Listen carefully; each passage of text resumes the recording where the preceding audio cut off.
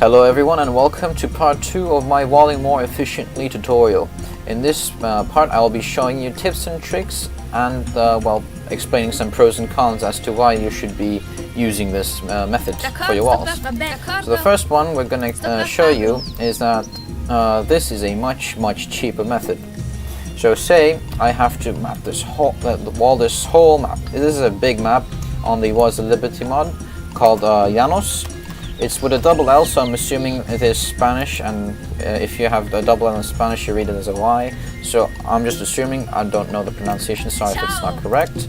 But essentially, so we have 6,000 wood at the moment, and this is a long distance. So starting here, let's begin. Actually, let's have this villager kind of chill here, and then start building the wall, so that we can get a better estimate on how much wood we use, because right now I have speed always wins the cheat code on, which means the villager would kind of just go ahead and build all the pillars as well. Quick note, Wars of Liberty has walls for 12 wood, which means that it's essentially costlier than the normal Age of Empires vanilla, which would take 5 wood each for your walls. So in the Wars of Liberty it's more expensive than even like double the walls. So we're about to get to the ends now. I've actually got the opportunity to show you 2 tricks there, but I'm focusing on the walls right now. And alright, this is a good opportunity to show you my trick. Right, so say you got to the end, and here you clearly have a gap because I was not able to reach my end. So I still have my villager selected. First thing to do is you hotkey your villager. So what you can do is you can actually select your walls after, and then do the Q plus middle mouse button to delete all of them. And once you do that, you can press your hotkey again to select your villager again, so that you can kind of like finish your wall properly. I'll take it from here. So let's say, no, that's not what we want. Normally you'd have to break the walls, so this is making it more difficult to demonstrate, so I'll take it here. Right, now as you can see we used about 1500 wood for this big wall. So in the normal Asian dynasties it would cost about 750. So, oh no, you're building it already. Right, so if we break it, that was my bad, I wasn't watching her. So even though she came about halfway, we saved around 1,000 wood. Essentially what happens is you save half the wood you use for this entire wall. So of the 1500 we used, we would have saved about 750 wood. For the vanilla game, without the Wars of Liberty mod, you'd essentially be using the 750 for this wall, more like 700 I guess. So you'd be using 700 for this entire wall, which is a lot of wood. But if you were to break the pillars, you would only use about 350, which is quite a nice number for such a big wall. Right. So back to that tip, is if you have a fail, say you did something like, let's do some doubles, and you did this thing. So keep building, just break that. Break the part you failed, and then use your hotkey to go back, and then just continue onwards. This way you don't waste time. My second tip is to actually bring down your left hand to the right shift button with the arrow keys, so you can actually traverse the map using your arrow keys. That's how I built this wall. So while holding down shift, if we go like that, I've actually started using this quite recently, so I'm not that great at it, but as you can see, you can kind of get a feel of how long you need to go with an arrow key, so you can make this wall quite fast. As demonstrated, I was able to go left with this wall quite fast.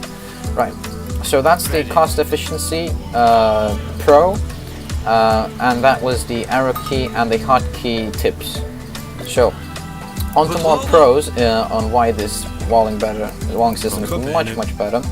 Is because of 2 micro reasons. So, say you had a wall like that. Let's do a maximum stretch wall, because this is how you would normally have it if you didn't do max pillars. Sorry, no pillars. So say then this is like your exit. So you have 2 gates. Well, you don't really need to have gates, but say here's a little trick. If you siege a wall, adjacent walls also get damaged. So if you try to break this pillar, these 2 gates will also get damaged. If you were to attack the gate, you would damage these 2 pillars as well. So here's the tip for any sieging.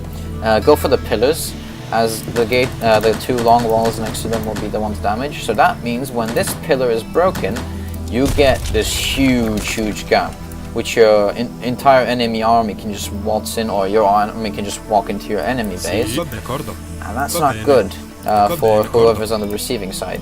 But say you had no pillars.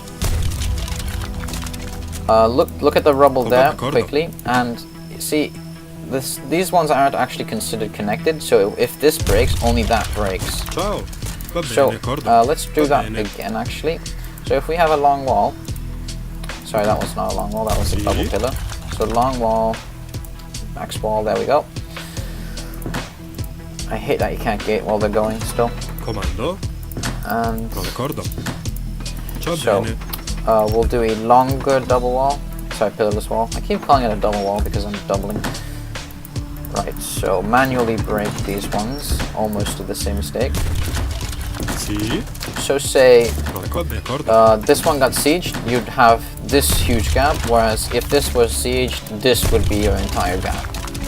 So what happens is, if your enemy army is trying to come in, this would be the gap you would normally have if you use the normal walling method, whereas this would be the gap you'd have if you use the pillarless method, which forces your opponent to this little choke point, so their units have to kind of stack together, and if you have area effect units, you'll be able to kill more with each hit, and some of the enemy units won't be able to fight while they're still in this choke point.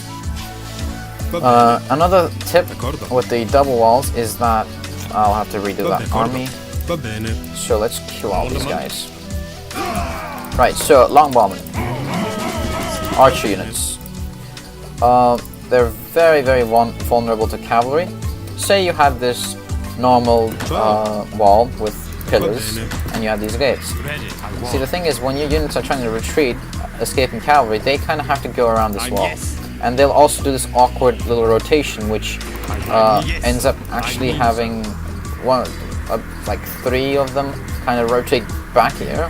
See, this guy, while he was already here, beyond the wall, he was pushed back, which means that he's likely to die because cavalry can kind of still hit while even that top right guy is there, beyond the wall. So you're more likely to lose another 1 or 2 archers. But say you had the proper way of no pillars. Well, actually I did this no pillar as well, so if I break that, you'll see that that is not counted as a wall, so your units can just walk through just fine. All good. Nothing to go around, and more units survive, easier to kite, easier to protect. So that's definitely a pro. So, those are the 3 pros to sum it all up. The pros are you save on wood, you are able to protect your units better, and when you get sieged you will have a less big of a gap, so you can protect yourself better. You can also rebuild easier, and it will also cost you less wood when rebuilding. The cons, however, are that it takes much longer to do these walls because you have to go 2 by 2 rather than stretch the entire map. You also need to practice a bit before you get used to it, and the thing is, if you have, say, this long wall, so let's stretch like that and break the things, and you'll see this gap. So if you fail, the consequences are quite great. So say this army, this cavalry army, they can actually go through here. This guy pathed around because he saw the gap, but as you can see, this whole army can go through this one little gap, and I mean, what's the point of having these walls anyway, because they're already in your town. So you gotta be extra careful for that. But other than that, the pros do outweigh the cons. So I hope you enjoyed this video. I hope it was helpful, and I'll see you in the next video. Thank you for watching.